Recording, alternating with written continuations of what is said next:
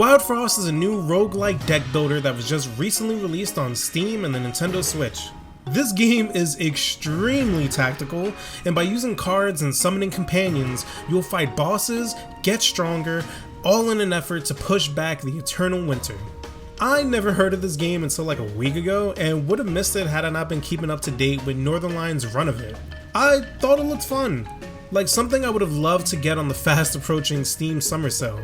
But after watching his playthrough, he said a couple things that were really interesting. Okay, now originally people were saying you gotta play Wild Frost. Then I checked it out on Steam today. 57% positive reviews. That gives me pause.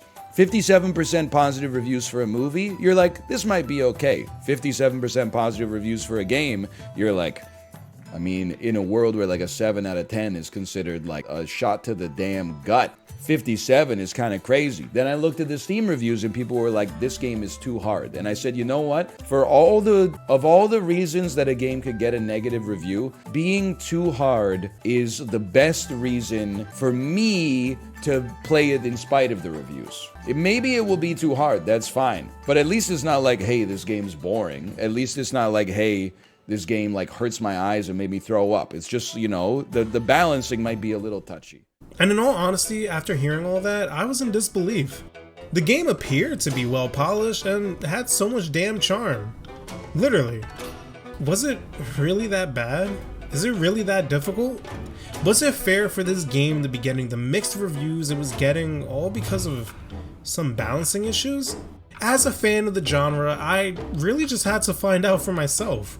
At the time of making this video, I have under 10 hours in this game, so I'm by no means an expert or have enough experience to have a deep understanding of combos and deck synergy. But with that being said, yeah man, this game really isn't that hard.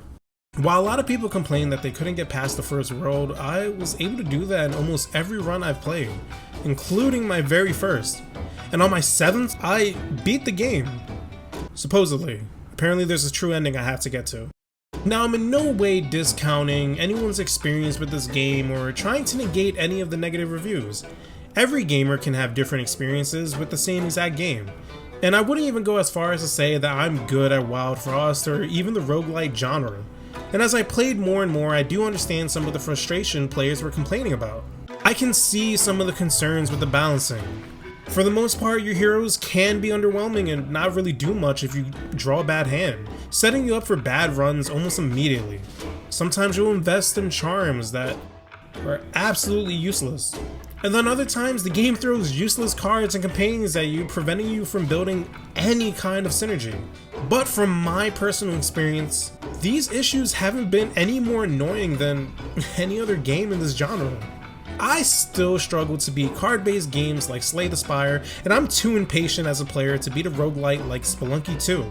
As lucky or as good as you may think I am with Wild Frost for beating the game, I mess up just as bad as everyone else. I've equipped the wrong charms to the wrong card, prioritized risky plays instead of thinking long game, and I forget about enemy abilities. Multiple times as a matter of fact. This game can be extremely punishing for new players and people who don't normally play this kind of thing. But I wouldn't go as far as to say it's extremely difficult, it's just tactical.